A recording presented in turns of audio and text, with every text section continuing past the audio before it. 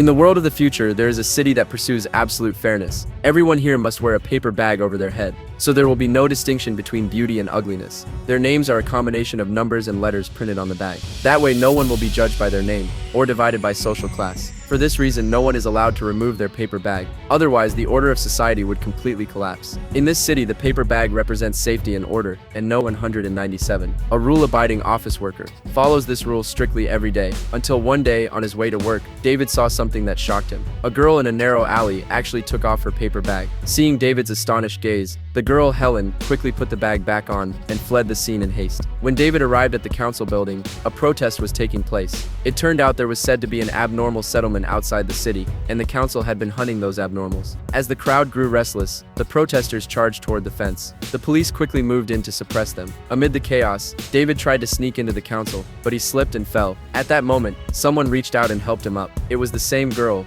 Helen. Soon after, David's boss told him some good news. He had been nominated by the director to run for the city council. When he returned home, David was about to tell his girlfriend Anna the news, but Anna pulled him into a small room. She handed David a flyer. It was propaganda for the abnormal settlement. Anna said she was tired of living every day under a paper bag. For freedom, she was willing to pay any price. But David didn't believe her. He thought the abnormals didn't exist at all. While he went to the bathroom, he missed the news on TV. The police were hunting Helen across the city. Soon came the day of David's campaign. He thought he had to give a speech and raise campaign funds, but the director told him everything had already been arranged. He just needed to show up on stage, and the council seat would be his. However, that promise did not ease David's mind. Even though it wasn't his first time at the council, he was still struck by its grandeur and solemnity. When he pushed open the council doors, he found that he was late. The debate had already begun on stage. He sat beside his father and quietly asked what the debate was about. It was only then that he learned from his father for the first time that the abnormals really did exist. But when the council publicized them, they deliberately exaggerated the threat. Only by creating a powerful enemy could the council secure more funding. After learning the truth,